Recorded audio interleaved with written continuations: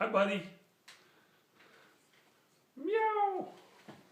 Hey, this is Dan Gage, back with part 2, or I should say part 1, since the first part was an introductory lesson. I have a cat on my lap, which is kind of strange, but that's how these things go. They're very organic, you know what I'm saying? Lesson series, talking about challenges for the adult beginner. The lessons apply to everybody, but particularly I'm aiming this series at folks that are later in life. Not teenagers per se with all sorts of time on their hands.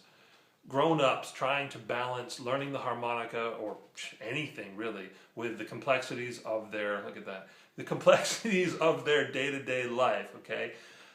I know what it's like. Work, or my career, is a very important thing to me. I made the decision that music was music and cats were cats and work was work. And that's made it difficult, because not relying on music means I need to rely on the career for money and security and all these things. I think a lot of us have this, people with kids. I don't even have kids, and I can barely get home and spend any time at home. So, with all the obligations in your life, what do you do if you're learning to play the harmonica?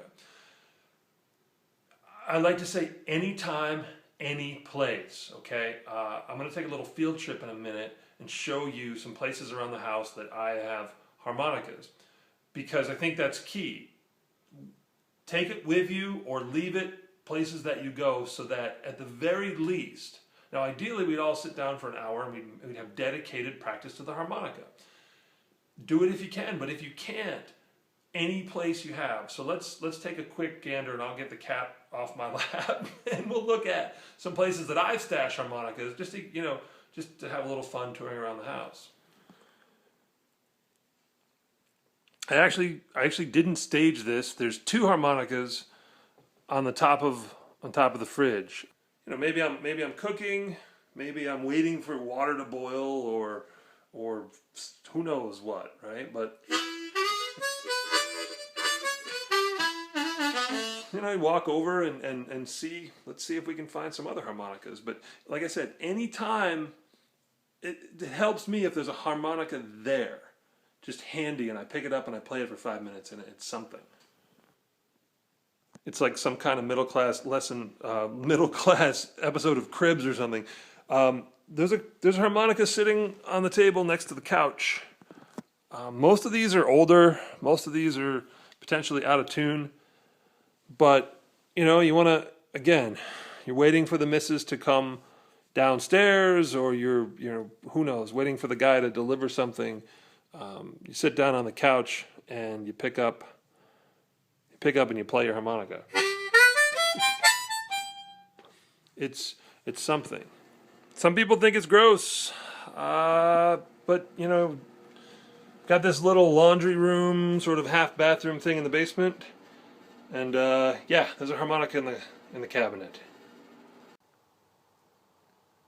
It's dark out because I didn't get to this till later, but there's a little ashtray in the truck. Randomly has 2 B-flat harmonicas in it. Doesn't matter what. It's just keep them around. There's also harmonicas in the car, but it's too dark. So we did a little tour just to emphasize my point that sometimes it helps to have harmonicas everywhere. Now, I know everybody isn't semi-professional.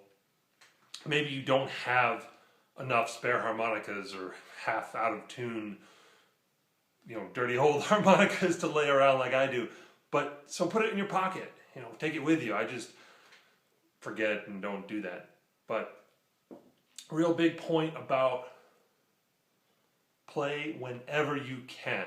If you're working on a lick, if you're working on a technique, a lot of you guys, you go back to my earlier videos where I talk about key techniques. They only come with time. So, like, I've been working on the side-to-side tongue flutter for like 2 years now. I would have picked it up in 3 months when I was 18, but it's coming. And your 2-hole shakes and your soloing and all these things will come together if you can just find any time to play the harmonica. That goes for jams, that goes for walking sometimes. Don't be obnoxious, don't be that guy. Never play in public while someone else is playing. Don't be the guy that plays in the audience. But in general, if you find a quiet spot, if you're waiting if you're waiting in the car for someone to come out of a restaurant or out of work or wherever you're waiting for, pick up the harmonica and play for 2 minutes. One of the things you'll find is that when you carve out that 2 minute, that 5 minute, that little bit of time to play the harmonica, you'll find that you'll play for longer. And you'll realize that it's fun and you'll make it a priority, and maybe you'll play for 10, maybe you'll play for 15. So don't feel bad, guys. I know what you're going through. I know it's difficult to find the time, but you know, even if it's dribs and drabs, that's better than nothing. Okay, let's get on to our lick. Okay, the lick for this lesson is actually a version of, or a way of playing another lick. The first time I heard it, a lot of guys have done it, but a friend of mine, Ryan Hart, would do this on stage, and I picked it up from him.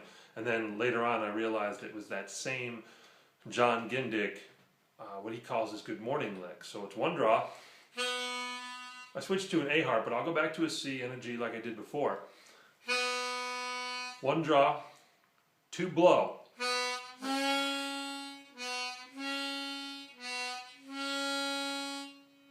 2 draw.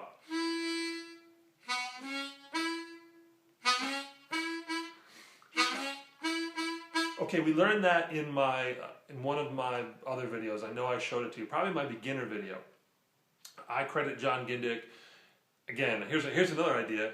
If you can dedicate a lot of time, take a week, go hang out with John at Jam Camp, and you know, maybe you can carve out a dedicated time. But Jam Camp aside, I'm a big fan.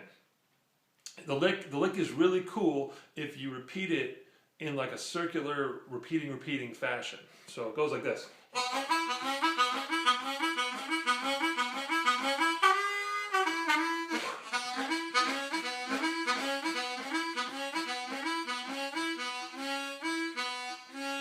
So it's the same lick repeated, but the little variation of your timing makes it feel like this circular thing. I'll switch to a C harp because some of you guys have it. So again, 1 draw, 2 blow, 2 draw. So see here it's not the same time. So if you played it all the same length, wait, sorry.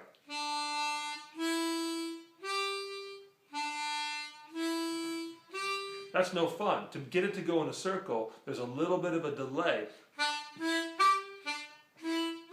So that the next time I go back to 1 draw, it's a little shorter. Here it's more like a pickup note to round it out, to start it up again.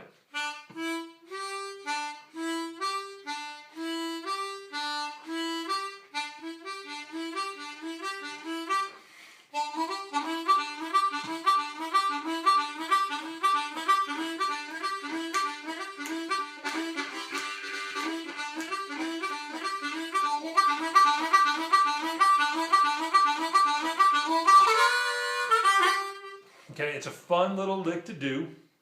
People love it when you repeat something. It's super easy if you get that timing to it. So, one more time on a G harp.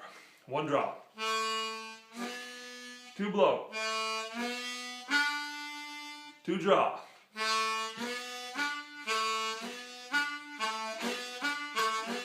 It's like a train speeding up.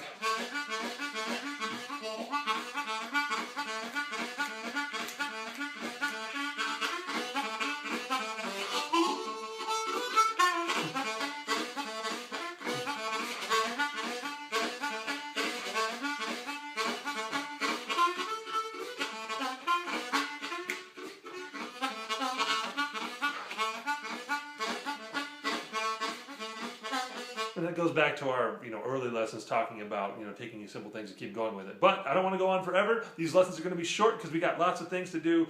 We have complicated lives. So there's your lesson, a little bit of philosophy. There's your lick. I'm Dan Gage, and got plenty more, so stay tuned.